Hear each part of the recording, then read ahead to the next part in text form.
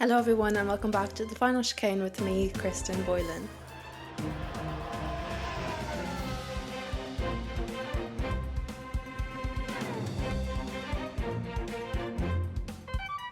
Hello everyone and welcome back to today's episode. We have loads to talk about this weekend, particularly from the F1 movie to real life, Formula 1 racing. So we're going to get started straight away and we're going to start with the final chicane brain game. We're changing it up this week to something I think we may have done like once, but we haven't done a lot. So today we're going to be doing 2 truths, 1 lie, F1 edition. So one of these facts is not a fact. In fact, it's a lie. And all you have to do is figure out which one is a lie. I think, the name is quite self-explanatory anyway. Okay, so here we go. First one. Michael Schumacher did not win any races in 2012. Number 2. Ayrton Senna started his career with McLaren. And number 3. Kimi Räikkönen holds the record for the longest gap between wins. So one of them is not true. You just have to figure out which one isn't true. So comment your guesses, or if you know the answer below. And I'll let you know the answer at the end of today's video and maybe like a brief backstory into each one. Okay, so I went to see the F1 movie on Monday. We went to like a fan first sort of screening. Guys, there was an Irish premiere on. I don't know where it was, but there was one on and I wasn't invited. I didn't even know it was on until I saw everyone posting about it. But I saw Alex Dunne was at it, and then some like Irish influencers who don't know anything about Formula 1, like it's a premiere. So that's like expected. But like that would have been my place, They could have invited me to like interview people or anything, but they didn't. Whoever was in charge didn't. And I'm sort of devastated. I really wanted to go to a premiere. I didn't think there would be one in Ireland because I didn't hear anything about it, but there was. And I was not, in fact, invited. I wasn't invited to any of them. Not surprised about any of them, but there's really not that much Irish Formula 1 content creators. Like, I'm a little disappointed. One day, though, I'll get invited to a Formula 1 event in Ireland. It's just like, you see everyone getting invited to like loads of events, but it just hits a bit different when it's Ireland. Because like there's like no Irish content creators going. Because like not many exist. So I did just go to the fan first screening instead. So I still got to see it like a day or two early. I saw it in Blanchardstown, drove up to Blanchardstown. Was a bit hectic of a journey. And honestly, guys, I liked it. And I've seen so much negative reviews about it, but I really couldn't fault it that much. Like, I know it wasn't completely realistic. That's obvious. I mean, okay, you can maybe skip ahead a bit if you don't want any spoilers, but I'm not going to spoil like a whole lot.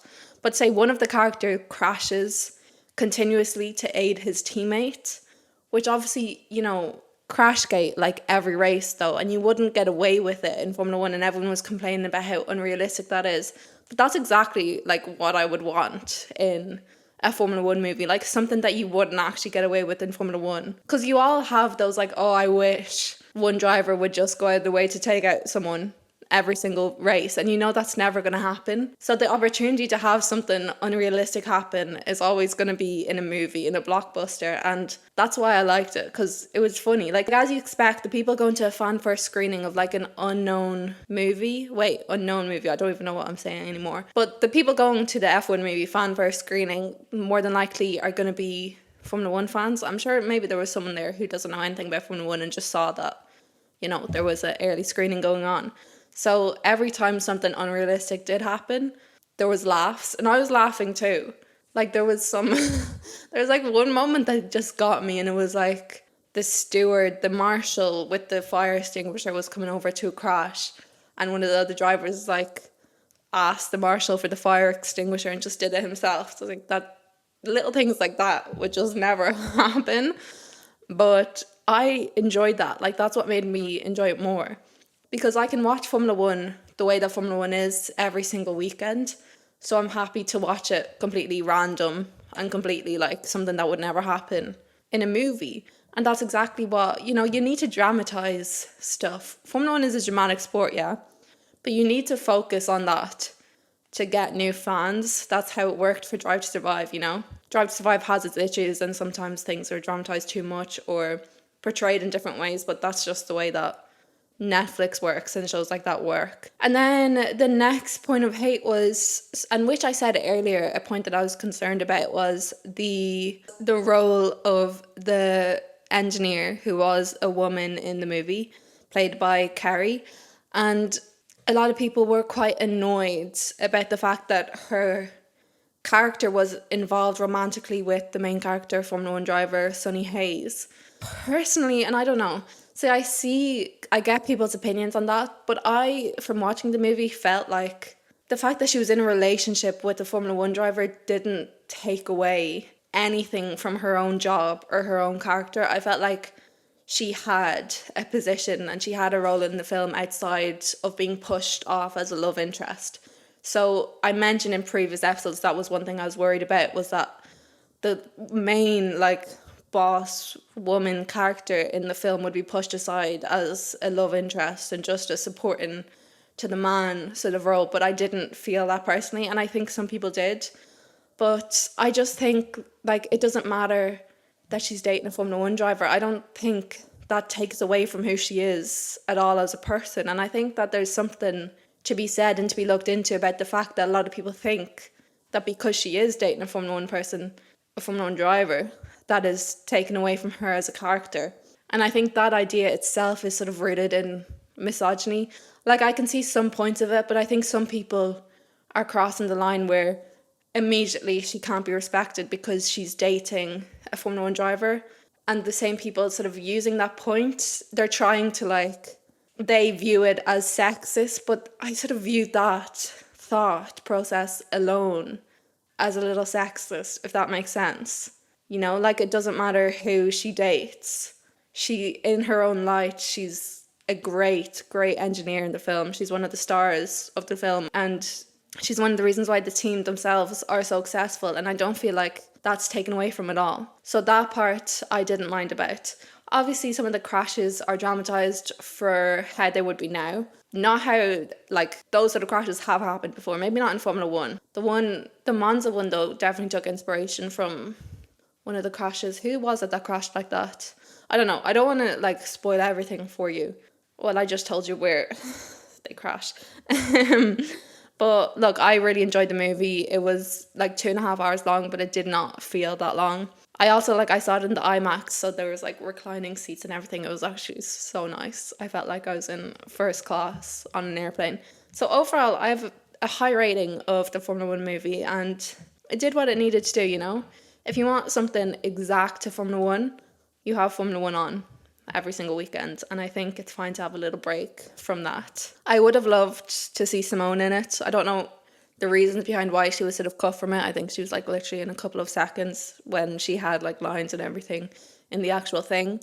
So that's the one thing I was disappointed about, but I'm not a producer. I don't know why that was cut, if they ran out of time or something, but I'm sure she was quite disappointed about that as well, because she's an incredible actress. But yeah, Carrie did a great job, and overall good vibes from the F1 movie. Something that also reached the level of movie stardom was Bottas's video. What did he post on? I saw it on Instagram, I think. But did you see the video where Bottas basically confirmed he's going to Cadillac? And I don't even know if it's confirmed or not. I hope so, because I miss Bottas dearly. But he did a video where he was walking with whoever it is who records these videos for him. It's just as funny. And he sees a Cadillac car and gets in, and he's talking about how, there's 2 free seats in the car, and talking about how nice the seat is. And that's actually all there is to the video. But Bottas just has the humour that I like. That video got to me, and that video alone convinced me that Bottas needs to be in the Cadillac seat, or I won't be happy. It was confirmed that Carlos Sainz Sr. is not running for the FIA president. So we had a bit, I had a brief moment of being sort of excited about what he could bring to it, but also on the other hand, Carlos Sainz, no senior. how do you, what? So, okay, so Carlos Sainz Sr. is his dad. Does he have the junior title then? Carlos Sainz Jr.? Or is he just like Carlos Sainz? I don't know. I don't know how that works. I don't know any juniors in real life. So yeah, I'm sure that disappointed some people, but I'm not too bothered on it. Kimi Antonelli graduated, I think, or else he just finished school, but he was doing his exams, and you just see all the cameras like outside of wherever he was doing his exams when he came out. I'd be sick coming out from an exam and just having cameras all over me, but Kimmy looked sort of unfazed by it. Like, I can't believe he was doing school all this time. He's sort of crazy. He deserves all the success that he's getting. I know this weekend wasn't the most successful for him, but we'll get onto that later. Upgrades wise, we had quite a lot of upgrades actually. We had McLaren, Ferrari, Red Bull, VCarb, and Sauber with performance upgrades. VCarb also had a C-Spec upgrade, and Mercedes had a circuit-specific upgrade. Now, not both cars got all those upgrades. I believe Yuki was down an upgrade as well to max whatever that performance upgrade was, a floor, I think. And staying on Red Bull, GP actually wasn't here this weekend, so Simon Rennie was filling in for Max Verstappen's engineer, GP, and that was like a bit of a moment, because if you remember, Simon Rennie was Daniel's engineer at Red Bull, and there was like a moment where we were convinced Daniel was going back to Red Bull and Simon would take up the role as his engineer again, and we'd be back to like 2018, but we didn't actually get to see too much of Simon, obviously, since Max didn't make it more than one lap into the race, but it was nice to hear his name being said again. Felt like Daniel was back there.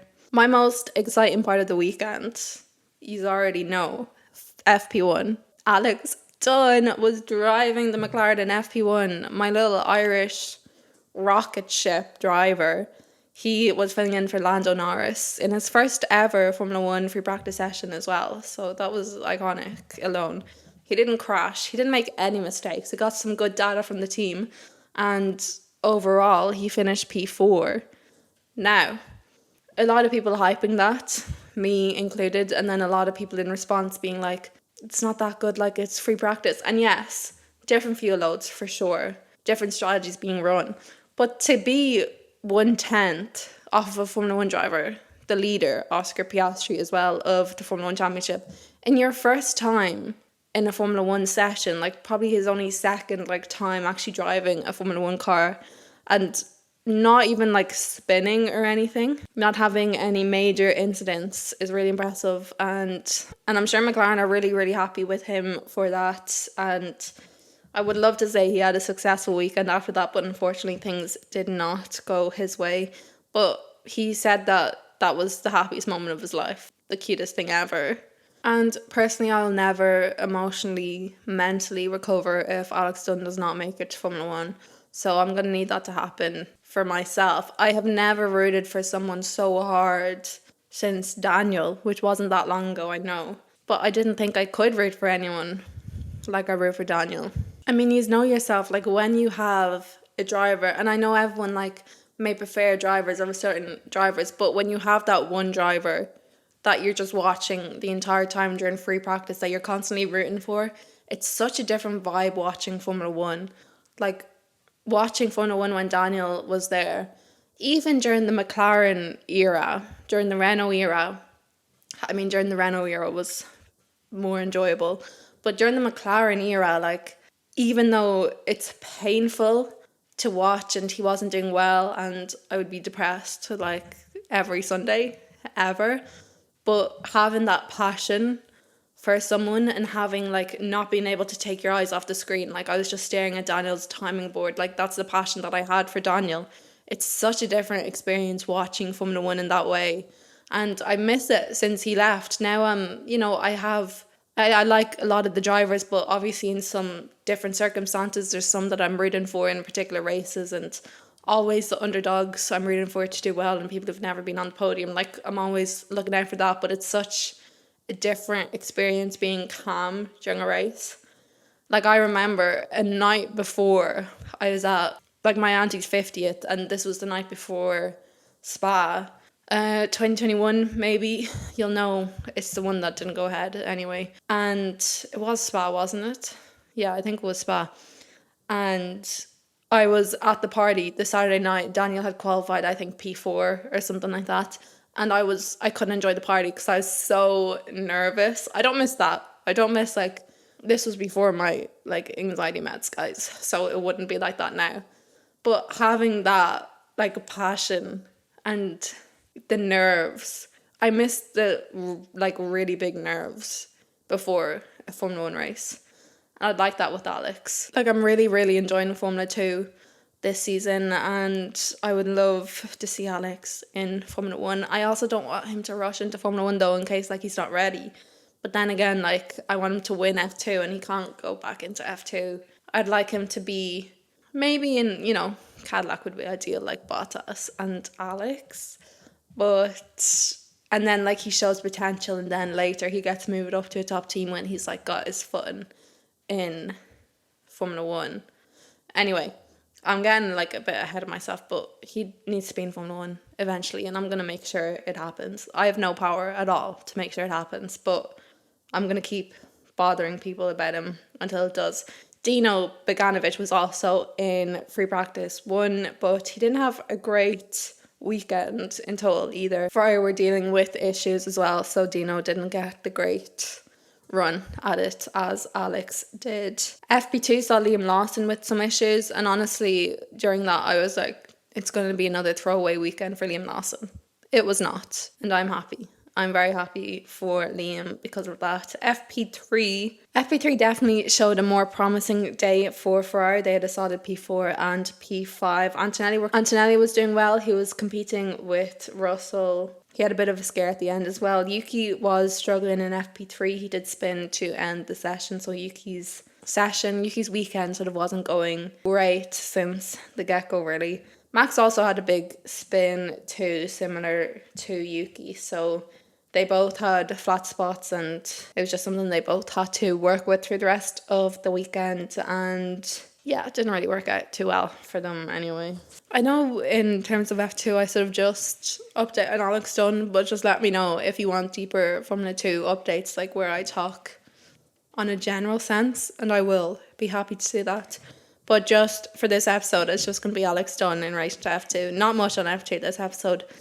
Race 1 actually in F2 was messy. Alex did have a false start. He got a 5-second penalty for that, but he still finished P6 after like a few cars being net, so it wasn't awful. At least he came out of the weekend with some points. He was disqualified from race 2. Unfortunately, his 2 just not meeting the requirements for the plank, so he left the race losing the championship lead and with no points in feature 2. I think he's about 24 points from the lead now, so not the best weekend in F2 for Alex Dunne, but I'm sure he's still hyped over that FP1 appearance, and hopefully that will give him the boost that he needs for Silverstone. So that's us on F2. Okay, on to qualifying. We saw Hulk out in P20, Sainz P19, Tsunoda 18, Ocon 17 and Stroll 16. Yuki was complaining with lack of grip, no grip, especially on the front, and obviously that's out in Q1.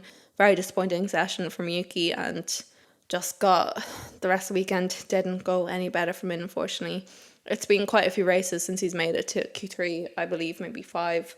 But all in all, he is really going to have to step it up. And like the commentator said this weekend, we know it's not Yuki. It's the car at this point because no one can drive that car. And I don't even know like what more to say. I don't know what Red Bull do in this position. I don't. I'm glad I'm not in that position, the one that has to make that decision. Because Yuki's too good to leave the sport, you know.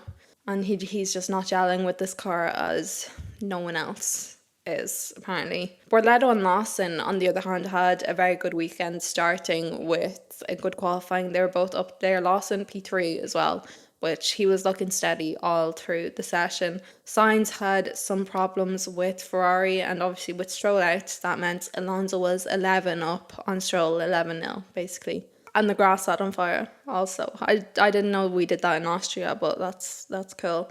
So then they like watered down the track between sessions. There was some impeding noted for Q2. I don't think anything came from any of them. Leclerc was noted for impeding Verstappen.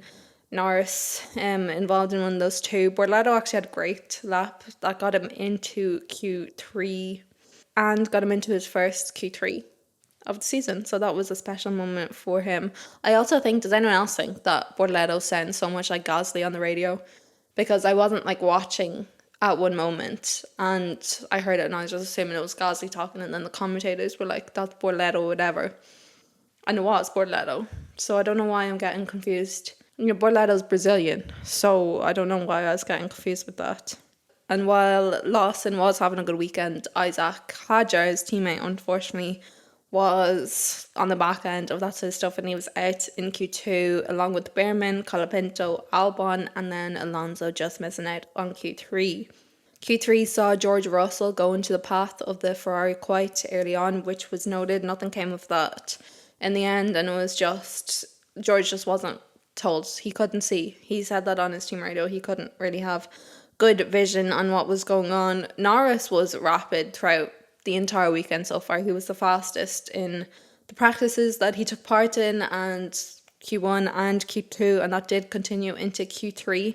He, at one point quite early on into Q3, got the 104.268 with all fastest sectors. Charles was also looking good. Hamilton was setting good laps as well. So a few of them really got their heads into the qualifying this session, and it was nice to see quite a good fight, but Norris was just that much ahead of everyone. The yellow flag brought out by Gasly around 18 seconds to go, which soon went green, did end up affecting some of the laps. Verstappen ended up backing out of his lap, Piastri too, so Norris, who was going fastest anyway and more than likely would have got pole, did get pole anyway. And what a pole as well, a 103.971. A really impressive run from Lando, and he definitely was the better driver all weekend. We had Norris P1, Leclerc and Piastri in P3, Hamilton, Russell, Lawson as well with a very, very good result to get up there. Verstappen, Borletto, Antonelli, and then Gasly, who had that spin. I don't know if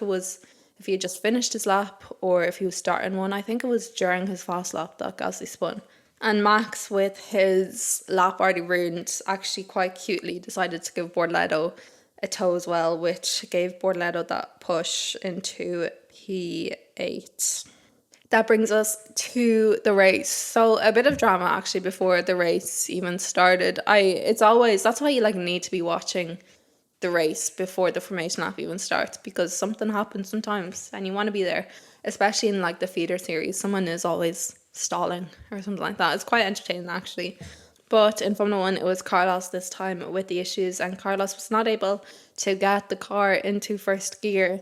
So while everyone else was going, he was stuck there, and he actually didn't get going again until Lando, who is in P1, got all the way back around to him. So Carlos took off straight away as soon as we saw Lando around the corner. Obviously at that point, the start had to be aborted because not only would they be waiting a long time for Carlos, and also you only have a certain amount of time to get around during the formation lap, but also if they did another lap, Carlos would have been on one lap fresher tires as well. But Carlos did go around and back into the pit, which meant that the whole 10-minute starting procedure started again, so the drivers had their time to get everything back in order. So once Carlos did his formation lap, he then went straight into the pits instead, and then his car set on fire. Both rears set on fire. So by then, he didn't really have any chance to continue, and he did not continue. So he DNF'd did not start the race. But the race luckily did get going without much interruption after that. We had a really, really good start actually from Lando and Oscar. Lando was rapid off the line. Oscar too, to get straight into P2. Antonelli and Max then had their moment. So they had a collision. Antonelli took blame immediately for it. He apologised to Max. He basically, I don't even know if he locked up. He just went straight into Max. He was saying, issues with acceleration, deacceleration, everything like that. But it was in no way Max's fault. Max had done quite well to stay out of all of that trouble at that point, but ultimately neither of them could continue. And Max was relatively calm about it. Like, he went over to Kimi, and you could tell by his body language, he was like Kimi obviously just explained what happened and apologized or whatever, and Max was like, yeah, you know what happens. I don't know if that's what Max said. I wasn't there. But that's what I guess he said, because I'm pretty sure Kimi is his son. But you know, if it was George, there would have been like, probably the fists probably would have been out. But it's Kimi. You can't be mad at Kimi. And he did, I saw a picture of him going to the Red Bull hospitality after the race, so I think he did go to apologise to everyone. See, that boy brought up by Daniel, because that's what Daniel used to do. He would always take blame and he would go to apologise. So after that, Lando was like pretty rapid throughout the start of the race. He was setting the fastest laps. He was pulling away from Piastri quite early on, and that's not really a surprise considering how fast that he was going all weekend. It's a track that Lando is good at, basically, and he really showed it, and he was the better driver at that track all weekend, so definitely deserved pole and definitely deserved to win the race in the end. It was close though, and McLaren were free to race. Lando did do Oscar a bit of a favour at the start. You see, he had to choose whether he was going to block Piastri or Charles, and considering like Oscar is leading the championship, if it wasn't his teammate, obviously he'd be blocking Oscar, but it is his teammates, and I'm sure, well, I don't know if it was like, I'm sure Lando would have done it anyway, but I'm sure McLaren have a bit of a rule going on that, you know, if you have to screw over one driver out of two and one is your teammate, you can't do your teammate, not screw over, but I'm sure that's a rule, because obviously it's just, you know, it's just the first lap, like you have to block someone.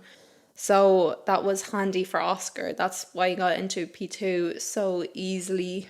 Piastri was a little bit more messy than usual in this race, and saying that, like, he literally had like 1-2 max messy moments, but he's just not usually like a messy driver. So he was obviously pushing it just a bit too much. I think just some of his moves were just a little more desperate than usual. And I think that honestly, like, saying that and his race being as clean as it was is actually a bit of a compliment to Oscar. He did take a few chances on Lando. He pulled off a swap-a-roo, but then the swap-a-roo swapped-a-roo, and they swapped again. So that didn't work, and then he tried again and wasn't really working. We saw the first pit lap of the race take place at lap 12. That was Behrman, so that started the first group who were on that strategy. And then there was another strategy too, which also worked. Lawson pulled off his strategy really well, actually. He was P8, lap 14. Lots of pits were happening around this time as well. And then, what was it? Charles got a bit sassy on his radio to Brian. He was like, that's what I'm doing, Brian. He was told to... What was he told to do? What was he told to do? He was told to do something. And he was like, yeah, that's literally what I'm doing. Every time Charles's like radio comes up, I'm sat. And everyone in the room has to be quiet because it's always a banger. I love Charles. Things got a bit worse for Albon because he DNF'd lap 17. And it was around this time, around lap 20, that Piastri had that big lockup, turn 4. And that was quite the desperate lunge that he made at that point. But luckily, he didn't end up harming his or Lando's race. And then the leaders were pitting at that point. So Lando had a 3.1 second pit stop, which was not the fastest it could be. McLaren and Red Bull are definitely very good for the pit stops. And they were getting them in like the ones. Like 1.8 would be like common for them. But the pit stops have obviously slowed a little. Piastri boxed lap 24 and had an even slower stop. He had a 3.4. Front left again. Front left was causing people trouble. So after that pit stop, Lando did keep his steady lead. Obviously, Piastri was driving his car off, but Lando was just that much faster and did successfully lead the race. He had like a 6.5 gap to Piastri by lap 28. But then Piastri did start to close that gap a little as Lando's tyres started to go. Yuki and Colapinto had a bit of a moment. They're both investigated for it, but ultimately Yuki got a 10-second penalty for it. Not much to say on that, just, you know, it was a mistake on Yuki's part. 10 seconds. Lawson did his pit lap 33, and around lap 40 Oscar was gaining on Lando again.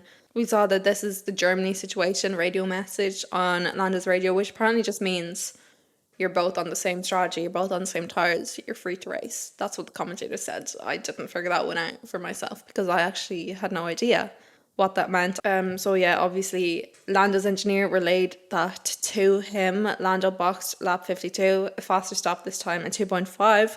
But Piastri this time had the faster stop, lap 53, with a 2-second stop. So the pit stops were getting better, guys. So Stroll was on softs at this point, and Gasly, Hulk and Colapinto all started the race on softs. I didn't mention that, so they were on a bit of a different strategy there. Lap 62, things did start to get a bit intense because Piastri was properly closing in on Lando. He was under 2 seconds. He was falling, sort of in 2 seconds, a bit out of 2 seconds, but Lando did pick up the pace. Apparently he had front wing damage. Does anyone know what that came from? Lando's front wing damage. They were saying there was nothing they could do about it anyway.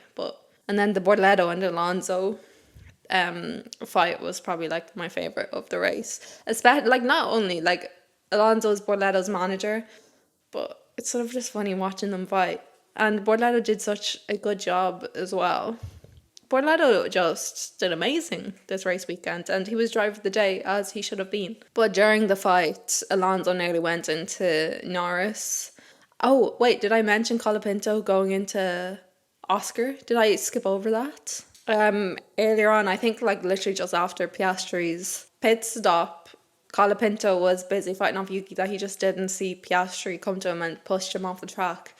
Ruined, well, not completely ruined, but like Oscar on his new tires going into the gravel a little was painful to watch, and Colapinto did get a 5-second penalty because of that. And then Oscar made quite a funny quote on the radio. He said, like, after all this time, Alpine's still trying to screw me over, something like that. Probably a little less censored than that. And that's like Oscar's deep down thoughts, his personality, his non-pure personality coming to life, and I would like to see more of that. And after Alonso nearly went into Lando, it looked like Oscar was like, nah, I'm not even going to try overtake Alonso, which is fair enough, because that moment had my heart gone when I thought Lando nearly got taken out of the race. That would have been devastating. But the race did end with them both finishing. So Lando finished P1, Piastri P2. We had Leclerc, Hamilton, a really good weekend actually for the Ferraris to be right up there. Russell, Lawson, what is he doing, P6? No one knows. Really good weekend for him. His best finish as well, his best career finish in Formula 1. So I'm happy that he got that, and he definitely would have had a foot in for driver of the day. But Borletto did get that in the end. Hulk also deserves a bit of a shout out for his drive. He finished P9 in the end. We had Alonso P7, Borletto P8, Hulk P9, Ocon P10, Berman, Hajar, Gasly, Stroll, Colapinto and Tsunoda finishing in P16 with the rest D and Fs. Oscar took the fastest lap of the race, and that is basically Austria in however long I've just talked for. Let's go back to the final chicane brain game and let me tell you which one was a lie and which one wasn't. Michael Schumacher did not win any race in 2012. Is that true or false? It is true. Schumacher retired again at the end of that season with 0 wins during his comeback years, 2010 to 2012. Ayrton Senna started his career with McLaren. Is that true or false? We know Senna has a legacy with McLaren, but he did not start his career with McLaren. He debuted in 1984 with Tolman.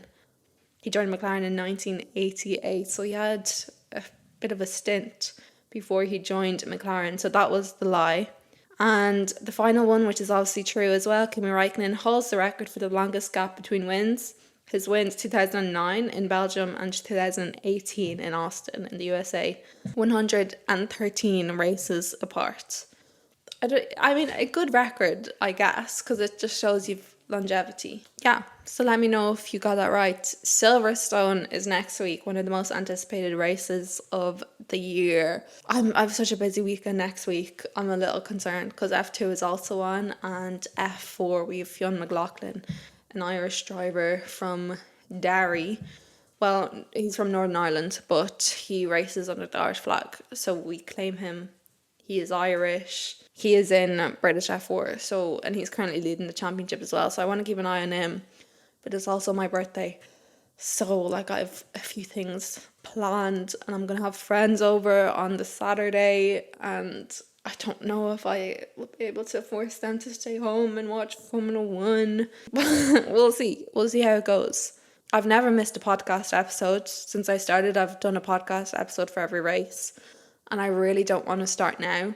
So I'm going to get some form of podcast out. I guess I'll have to do it Monday. Monday is my actual birthday, Monday the 7th. But I don't really think I have any plans. I'm not at work, so I don't work Mondays. So I guess I will be able to do the podcast on Monday. Anyway, I'm just sort of thinking out loud right now. But I hope you enjoyed this episode. I hope you enjoyed this Grand Prix weekend, because I did. And Silverstone next week is going to be fun with F2, F4, and of course Formula 1. Let me know your thoughts on the Formula 1 movie as well, if you think I'm far off on my opinion, because everyone has different opinions on it, and that is okay. But yeah, that's it for today. So if you want to keep in contact throughout the next week, my socials are in the description below. But until next episode, I will see you. Bye.